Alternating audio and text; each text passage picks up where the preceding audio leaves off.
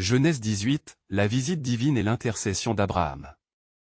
Mes frères et sœurs, aujourd'hui, nous nous penchons sur un passage fondamental de la Genèse, où Abraham, père des croyants, reçoit la visite du Seigneur sous une forme bien particulière et intercède pour le salut des justes.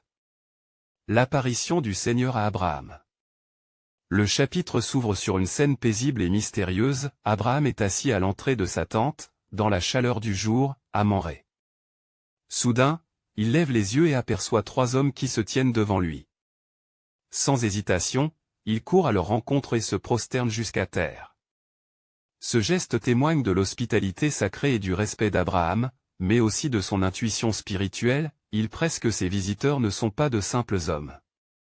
Il les supplie de rester, offrant de l'eau pour se laver les pieds, du pain pour se restaurer, et ordonne à Sarah de préparer des galettes tandis qu'un serviteur apprête un veau tendre et savoureux. Il mange sous l'arbre pendant qu'Abraham se tient debout près d'eux, signe de son humilité et de sa servitude envers ses hôtes. Cette scène nous rappelle combien l'hospitalité, l'attention aux autres et le partage sont des valeurs précieuses aux yeux de Dieu.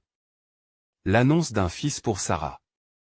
Après le repas, un des visiteurs annonce une nouvelle stupéfiante: dans 1 an, Sarah aura un fils.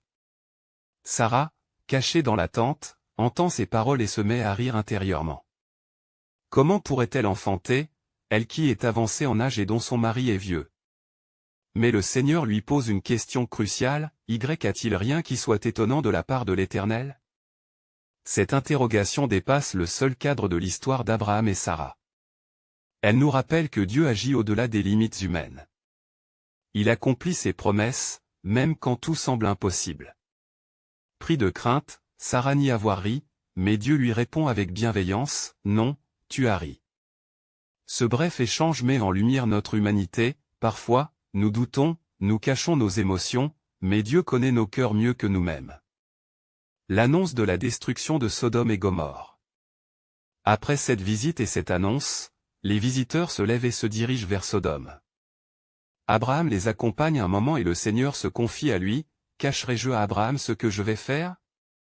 Dieu décide de révéler à Abraham son intention de détruire Sodome et Gomorrhe en raison de leur péché immense. Mais ici, nous assistons à un moment d'une rare intensité spirituelle. Abraham ose intercéder pour ces villes pécheresses.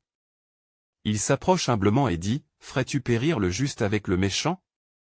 Peut-être y a-t-il 50 justes dans la ville, ne pardonnerais-tu pas à toute la ville à cause des 50 justes qui s'y trouvent? Dieu, dans sa justice et sa miséricorde, répond: si je trouve 50 justes dans Sodome, je pardonnerai à toute la ville à cause d'eux. Mais Abraham, conscient de la situation, continue d'intercéder avec prudence et humilité. Peut-être y en aura-t-il 45, et s'il n'y en a que 40? Puis il poursuit, réduisant progressivement le nombre à 30, 20, et enfin 10. Et Dieu, à chaque demande, répond favorablement: je ne détruirai pas Sodome à cause de 10 justes.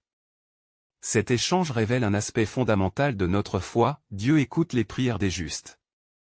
Il ne prend aucun plaisir à la destruction des pécheurs, mais il recherche toujours une occasion de manifester sa miséricorde.